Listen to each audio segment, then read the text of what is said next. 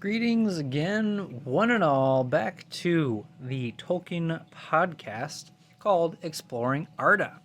I am your host, Jackson, and I will be continuing this journey along many of Tolkien's stories as long as I can.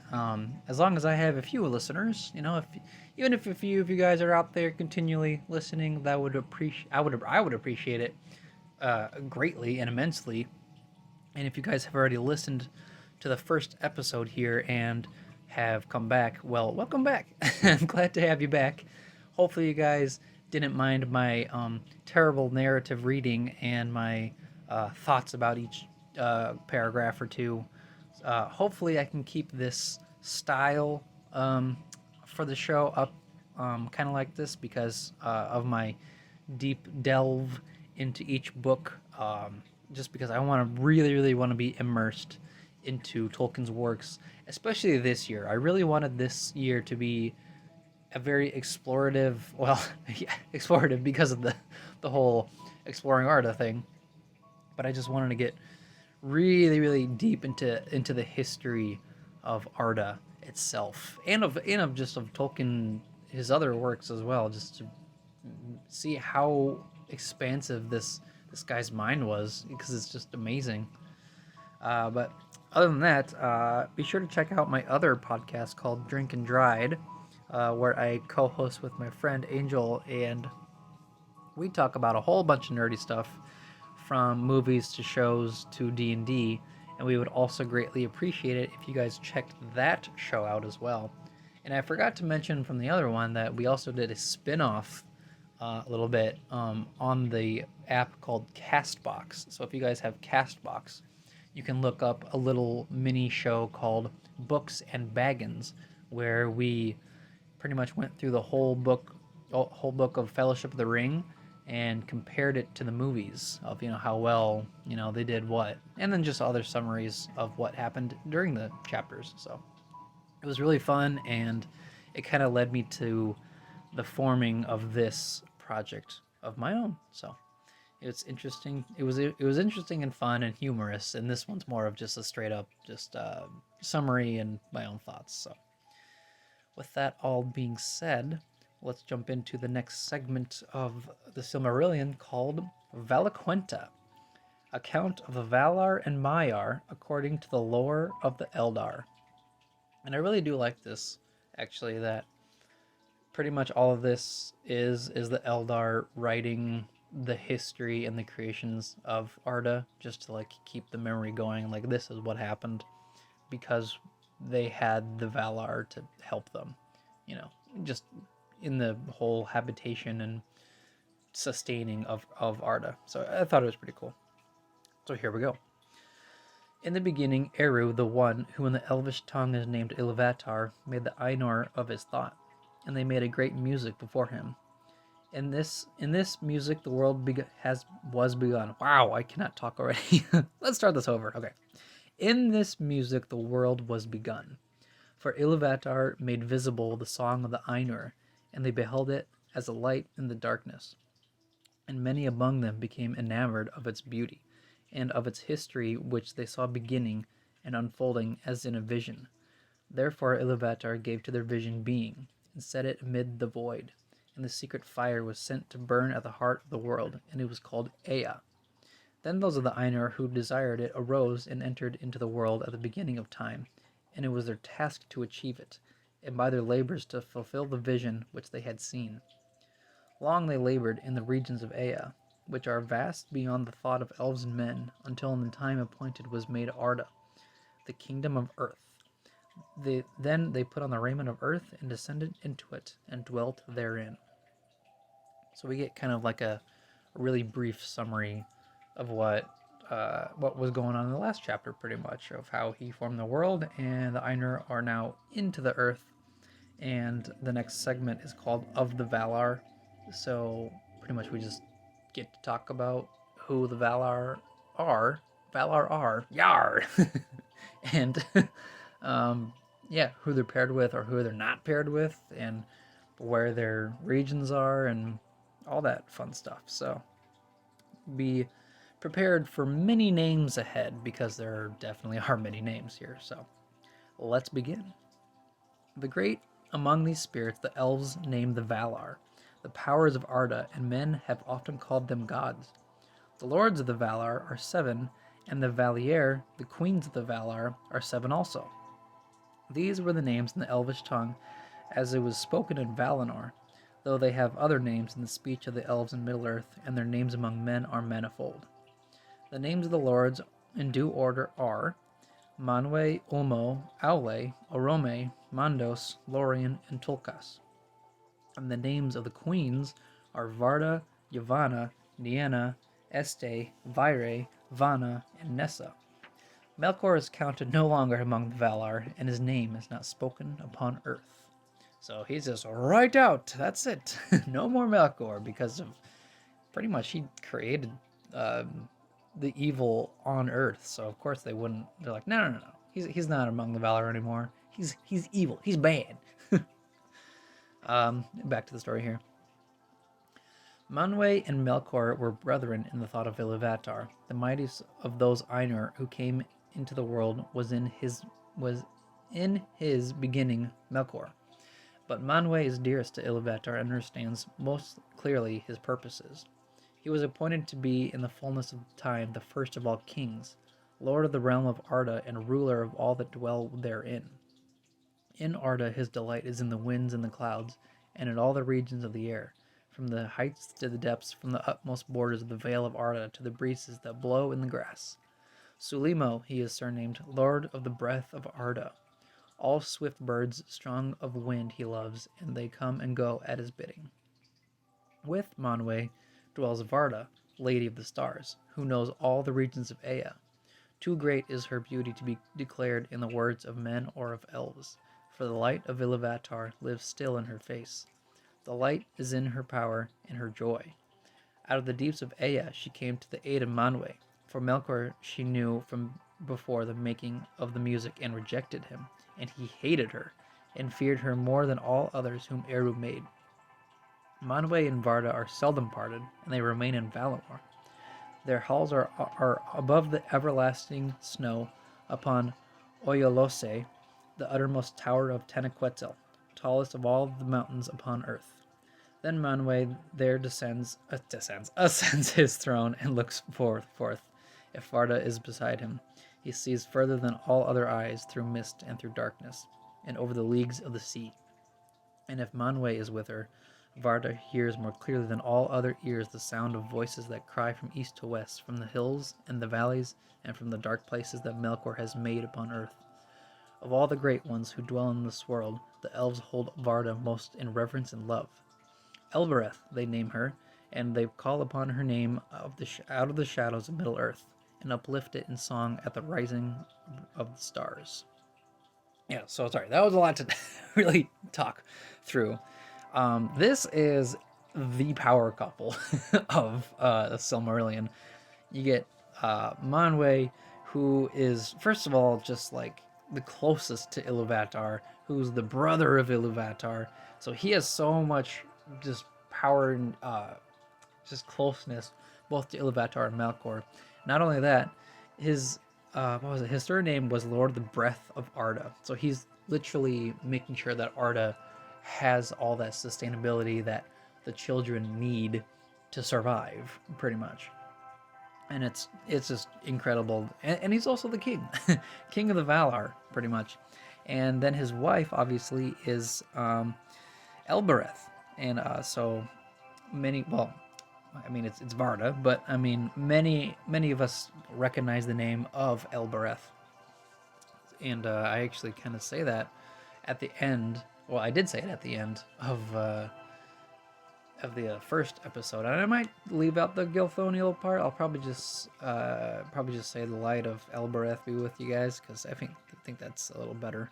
I think it's more reference in a way, because it's just like that's who she's first named. Well, not first named, but she's known as that.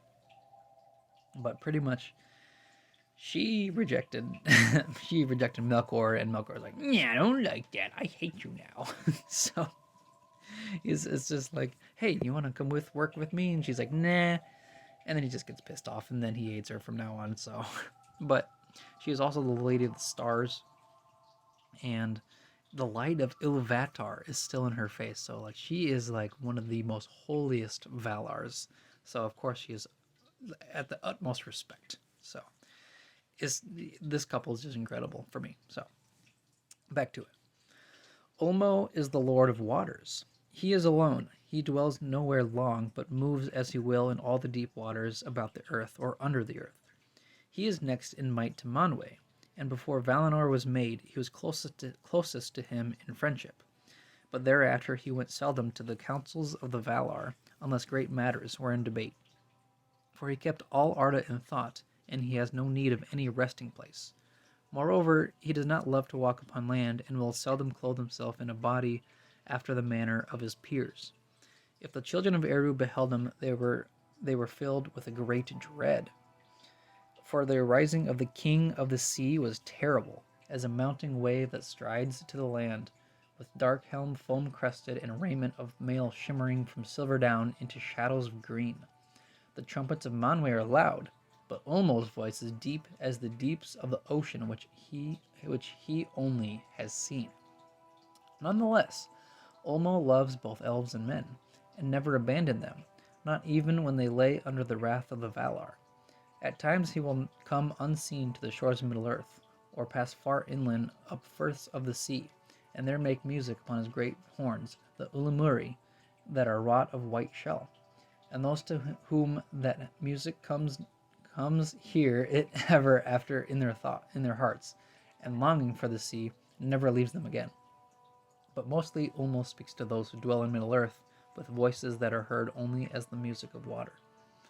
For all seas, lakes, rivers, fountains, and springs are in his government, so that the elves say that the spirit of Ulmo runs in all the veins of the world. Thus news comes to Ulmo, even in the deeps, of all the needs and griefs of Arda, which otherwise would be hidden from Manwë. Yeah, so that's a lot to say as well. Yeah, Ulmo is actually one of my favorite Valars as well, just because he's obviously one of the most well, I wouldn't say like strongest, but like he's next in might to Manwë, and Manwë is a pretty big deal because he's the king of the Valar, and Ulmo is next in line.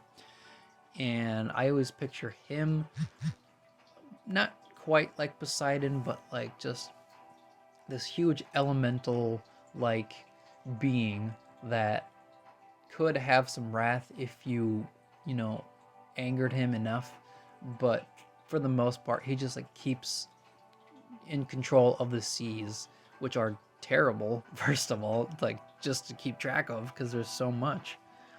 And I think he actually gives Melkor a really, really tough time as well, because Melkor can't subdue the seas, and it's because of Ulmo and his Maiar helpers. I think they say that later in this chapter.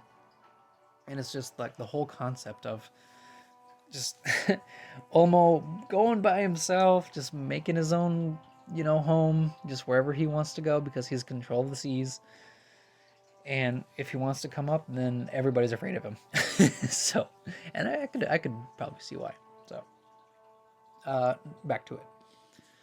Aule has might less than Ulmo. His lordship is over all the substances of which Arda is made. In the beginning, he wrought much in fellowship with Manwë and Ulmo, and the fashioning of all lands was his labor. He is a smith and a master of all crafts, and he delights in works of skill, however small, as much as in the mighty building of old. His are the gems that lie deep in the earth, and the gold that is fair in the hand, no less than the walls of the mountains and the basins of the sea. The Noldor learned most of him, and he was ever their friend. Melkor was jealous of him, for Aule was most like himself in thought and in powers, and there was long strife between them, in which Melkor ever marred or undid the works of Aule, and Aule grew weary in repairing the tumults and disorders of Melkor. But both also desired to make things of their own that should be new and unthought by of others, and delighted in the praise of their skill. But Aule remained faithful to Eru and submitted all that he did to his will. and he did not envy the works of others, but sought and gave counsel, whereas Melkor spent his spirit in envy and hate, until at last he could make nothing save in mockery of the thought of others, and all their works he destroyed if he could. The spouse of Aule is Yavanna, the giver of fruits. She is the lover of all things that grow in the earth, and all their countless forms she holds in her mind, from the trees like towers in forests long ago to the moss upon stones, or the small and secret things in the mold. In reverence, Yavanna is next to Varda among the queens of the Valar. In the form of a woman, she is tall and robed in green, but at times she takes other shapes. Some there are who have seen her standing like a tree under heaven, crowned with the sun, and from all its branches there spilled a golden dew upon the barren earth, and it grew green with corn. But the roots of the tree were in the waters of Ulmo, and the winds of Manwë spoke in its leaf. Kementari, queen of the earth, she is surnamed in the Eldarin tongue. There you go. Yeah, so really cool dynamic duo here as well. You get Aule, who is pretty much like the crafter of earth, of the forming of like all the mountains and all that stuff. And Melkor became so jealous of him that like no matter what Aule made, Melkor was like, nope, not anymore. And then he just like wrecks it.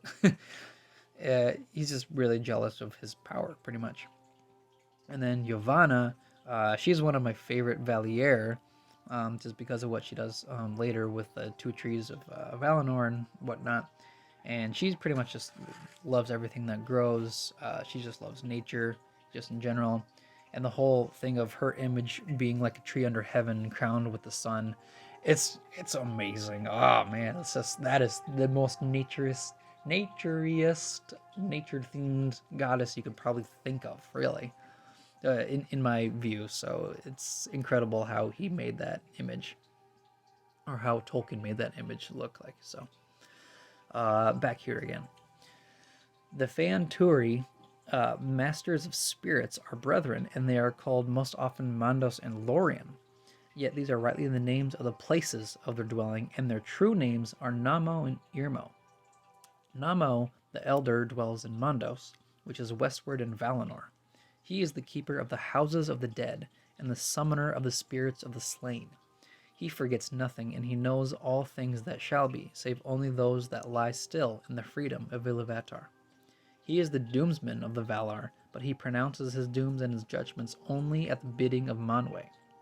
Vaire the Weaver is his spouse, who weaves all things that have ever been in time into her storied webs, and the halls of Mandos that ever widen as the ages pass are clothed with them. So just a little note here is that it's just like the most gothic couple that you could probably think of. You get Namo, who is like the keeper of the house of the dead, and he is the doomsman of the Valar. So all this like afterlife doomsman. He pronounces his judgments only at the bidding of Manwë. He's just very just like, yo, I know you're doomed, but I will only pass it through the king. And then there's Vaire, who's his wife, and she pretty much knows all things of time, but she keeps them in a web. Just a whole big web. Talking about surfing the web, Oh, too many jokes here, but it's just like, I think it's just the most gothic couple that you could probably think of in this whole story. And I just thought it was really cool. Next up here, Irmo the Younger is the master of visions and dreams.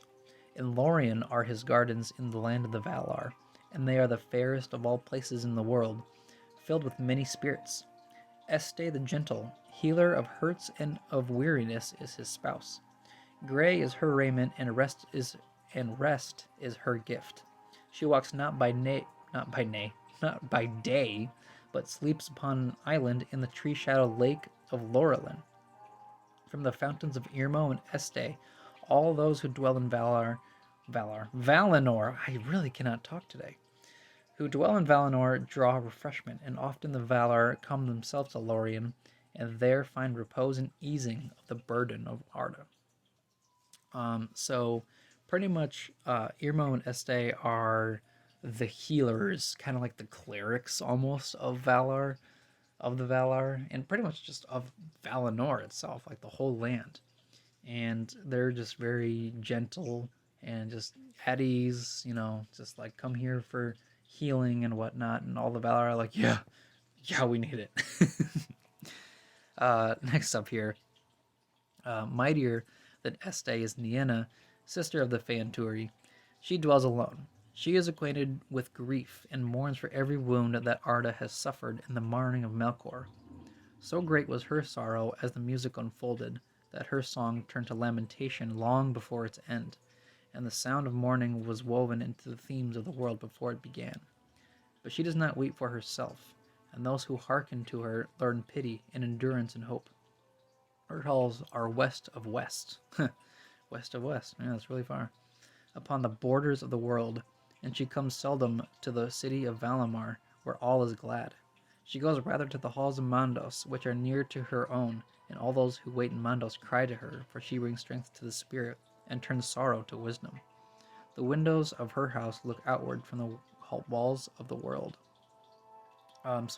Pretty much, Nienna is very much a somber, I wouldn't say like a dull one, but just like she mourns for everything that has happened and what will happen, just because of what all that Melkor does. And it's incredible to know that even her song turned to that lamentation, even before that first the three themes ended. Like she knew her part already, but because of Iluvatar, kind of planned it all out. But still, like just the whole thought of her already starting her personal way that she is. So, next up here, greatest in strength and deeds of prowess is Tolkas, who is surnamed Astaldo the Valiant. He came last to Arda to aid the Valar in the first battles with Melkor. He delights in wrestling and contests of strength, and he rides no steed, for he can outrun all things that go on feet, and he is tireless. His hair and beard are golden, and his flesh ruddy. His weapons are his hands. That's actually really cool. He has little heed for either the past or the future, and is of no avail as a counselor, but as a hearty friend. His spouse is Nessa, the sister of Orome, and she also is lithe and fleet-footed. Deer she loves, and they follow her train whenever she goes in the wild. But she can outrun them, swift as an arrow with the wind in her hair. In dancing she delights, and she dances in Valamar on lawns of never-fading green. Yeah, so Trollcast is just a huge warrior, pretty much. Even before warriors were needed, he's just like, no, like, he's all about strength. He's that marathon guy. He's the bodybuilder, he's just like, let's go. His weapons are his hands. Like, come on, let's go. And he's like, no, I'm no counselor, but he's a good friend. So, and then obviously Nessa, his spouse, is that she's just another Valier. Another Valier that just really loves nature, and that she's just so swift, and that the deer always follow her wherever she goes because she loves them in return. Next up here, Orome is a mighty lord. If he is less strong than Tolkas, he is more dreadful in anger, whereas Tolkas laughs ever in sport or in war, and even in the face of Melkor he laughed in battles before the elves were born. Orome loved the lands of Middle-earth, and he left them unwillingly and came last to Valinor. And often of old he passed back east over the mountains and returned with his host to the hills and the plains. He is a hunter of monsters and fell beasts, and he delights in horses and in hounds. And all trees he loves, for which reason he is called Aldaron, and by the Sindar Tauron, the lord of forests. Nahar is the name of his horse, white in the sun and shining silver at night. The Valaroma is the name of his great horn, the sound of which is like the upgoing of the sun in scarlet. Oh, hold on, turn down the music here. Maybe one more. It's kind of getting loud. Above all the horns of his hosts, it was heard in the woods that Yavanna brought forth in Valinor. For there Orome would train his folk and his beasts for the pursuit of the evil creatures of Melkor. The spouse of Orome is Vana, the ever-young. She is the younger sister of Yavanna. All flowers spring as she passes and open if she glances upon them, and all birds sing at her coming. This guy is actually really cool. I just love the whole image of Orome, a mighty lord, on his valiant steed Nahar, and going off and slaying monsters and all the evil fell beasts and things. It's just like the most incredible, just really cool image for me, and especially because he's a Valar. It's just ridiculous how, like, what he, I don't know how many things he would have slain of Melkor's creations. It's kind of like a revenge, but almost not like a personal revenge. He's just there to, like, just kill all the evil things pretty much. And he came last to Valinor because, I mean, obviously everything was spilled out and all the evil things came out eventually. There's a lot. So I think he's probably like my second favorite Valar, behind Olmo. He's just really cool. Back to it again. These are the names of the Valar and the Valier, and here is told in brief their likeness, such as the Eldar beheld them in Aman. But fair and noble as were the forms in which they were manifest to the children of Ilúvatar. They were but a veil upon their beauty and their power, and if little is here said of all that the Eldar once knew, that is as nothing compared with their true being, which goes back into regions and ages far beyond our thought.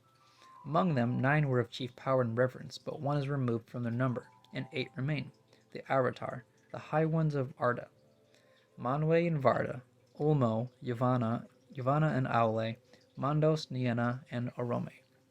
Though Manwe is their king and holds their allegiance under Eru, in majesty they are peers, surpassing beyond compare all others, whether of the Valar and the Maiar, or of any other order that Ilúvatar has sent into Ea.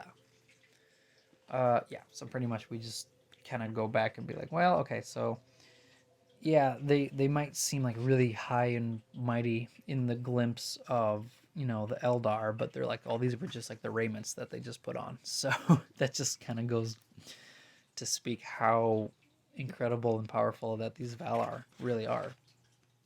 So to the next section called Of the Maiar.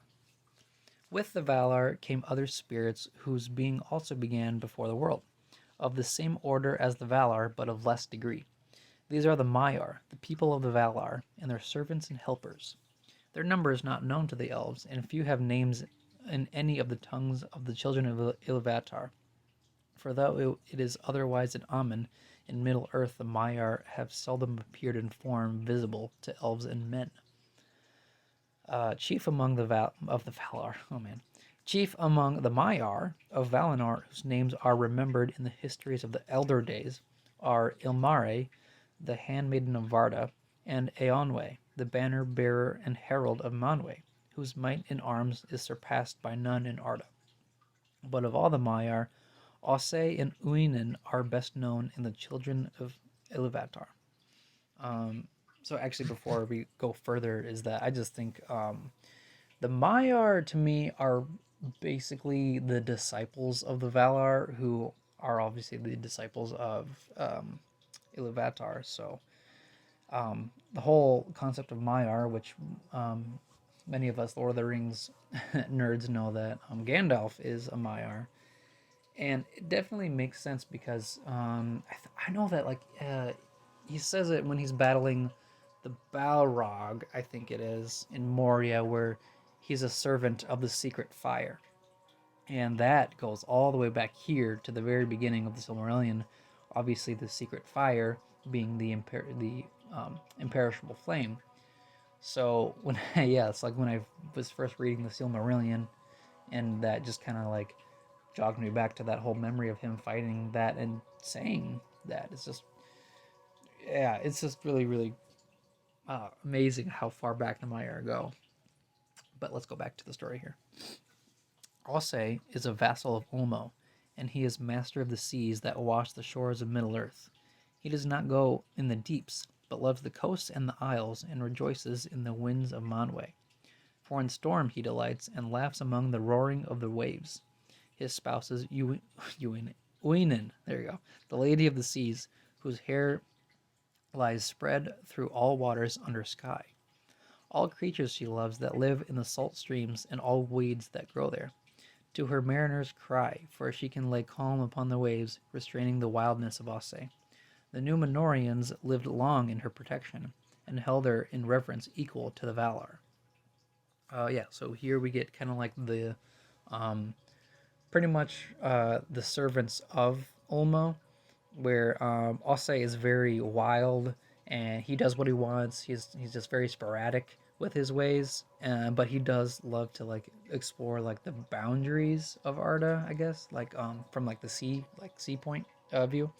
And then Weenan is just kind of like, okay, calm down, chill out. And just because all of the rest, like the Númenóreans, are like, no, we need help because Osse is tossing up a storm. She's like, yeah, I got it. It's almost as if it's kind of like a sibling relationship. At least to me, it is. Back here again. Melkor hated the sea, for he could not subdue it. It is said that in the making of Arda he endeavored to draw Osse to his allegiance, promising to him all the realm and power of Ulmo, if he would serve him. So it was that long ago there rose great tumults in the sea, and that wrought ruin to the lands. But Uinen, at the prayer of Aule, restrained Osse and brought him before Ulmo, and he was pardoned and returned to his allegiance, to which he was remained faithful. For the most part, for the delight in violence was never wholly departed from him, and at times he will rage in his wilfulness without any command from Ulmo his lord. Therefore those who dwell by the sea or go up in the ships may love him, but they do not trust him. So a little, I guess, extra thing here is that when Melkor wanted to take over the sea, he knew he couldn't take over Ulmo. So what does he do next? He goes down the line and be like, hey, you still have a lot of, hold on the sea. Tries to sway him to his side, almost succeeds, but then almost like, no. Like you're, no. Too bad. Too bad. He's mine. So, next up here, Melian was the name of a Maya who served both Vana and Este. She dwelt long in Lorien, tending the trees that flower in the gardens of Irmo, ere she came to Middle Earth. Nightingales sang about her wherever she went. So that's a little like kind of a glimpse of like one of the, I guess another one of those healers of all like the blessed trees and flowers, in Middle Earth. So it's just a really cool thing. Wisest of the Maiar was Olorin.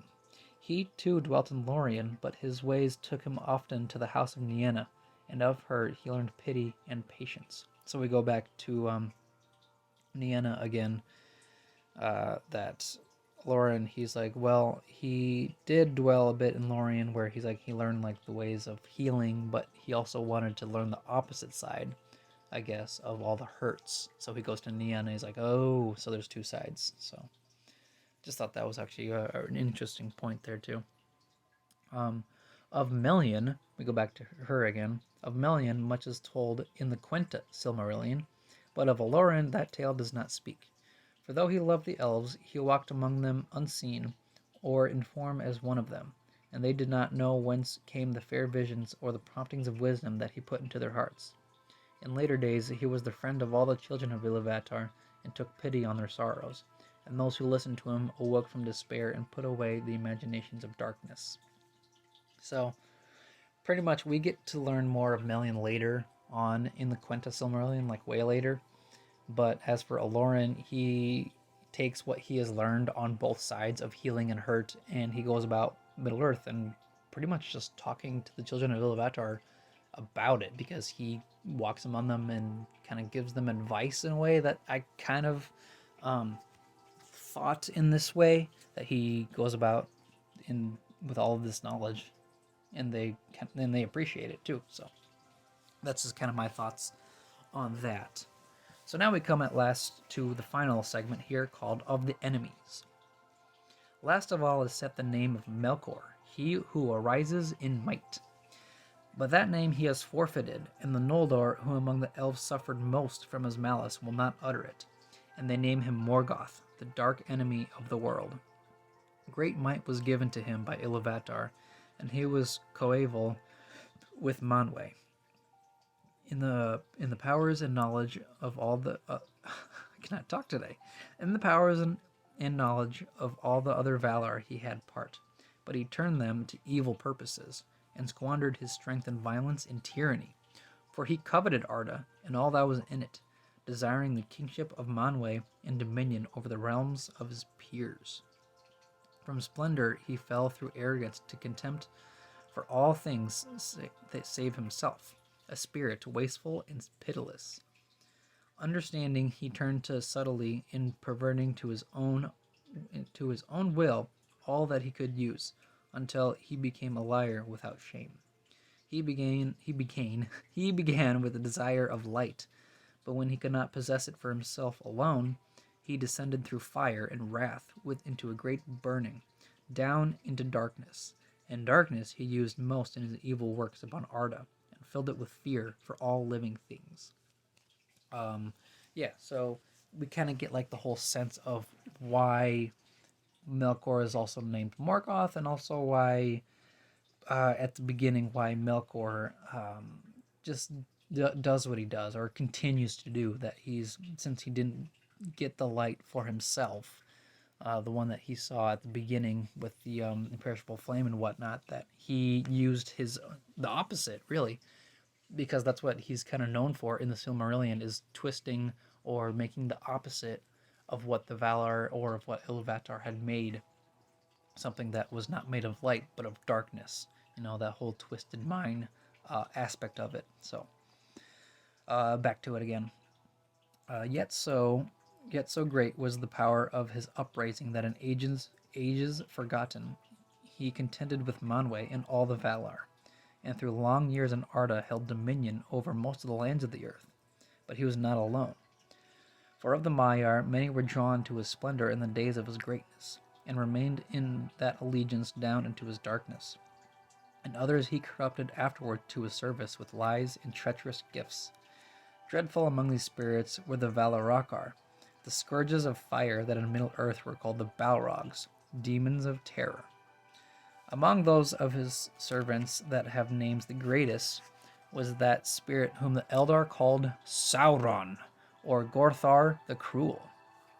In his beginning he was of the Maiar of Aule, and he remained mighty in the lore of that people.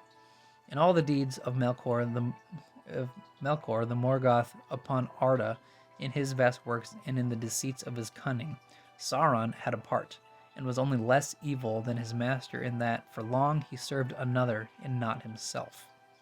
But in after years he rose like a shadow of Morgoth, and a ghost of his malice, and walked behind him on the same ruinous path down into the void. Here ends the Valaquenta. And then just like another quick note on that last part is that pretty much we get to the point where Melkor is so crafty that he starts to sway the Maiar, which are supposed to be serving the purpose of the Valar, who are serving the purpose of Iluvatar. So all this great and holy stuff, that pretty much Melkor snatches them away, and they're like, no, now you serve me. And he tricks them into so many things. And one of those ways, I guess, Melkor is able to turn some of them into the Balrogs. So, and of course we all know about Balrogs, as I mentioned before, actually. So that's kind of how the Balrogs were started. And also of Sauron, which obviously all of us know, even if those who don't know or haven't read Lord of the Rings or seen Lord of the Rings, everybody knows the name of Sauron. So, but nobody knows about Gorthar, his other name, Gorthar the Cruel. So, I don't know. I think I'm just gonna start using that name. Hey, look, there's Gorthar, and be like, nah, that's Sauron. Be like, it's the same thing. Just to confuse people, but like, no, it's written in the Silmarillion. It's there. It's there in the lore. It's the history. But obviously Sauron did not start evil. when I first read this, he was like, "Oh, Maiar of Aule." Like, it makes sense because his crafting, of making and all that stuff, and Aule is the same way. So I just thought it would only make sense. So, but he became so great that he was pretty much equal to Morgoth's malice and anger. That it's like, yeah, no, that's really bad, and that's why in Lord of the Rings, no one really knows how to really stop him except for destroying the one part, that he, left behind. So, but yeah, so that ends the Valaquenta, and whew, yeah, another big one. So, hope you guys liked my telling of this next segment here. So we are done with like the origins of Arda and what has come and whatever. I can't really talk right now. Yeah, we learned that Melkor slash Morgoth is the main enemy. We talked. I mean, this chapter was all about all the different Valar and their powers, and the rest of it will be.